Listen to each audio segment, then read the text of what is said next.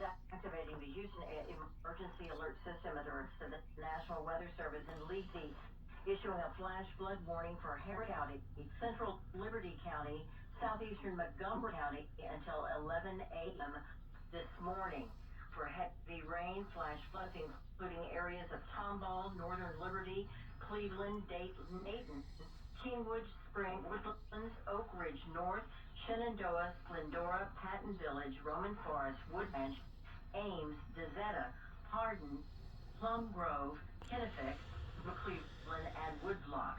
All low water crossings are affected.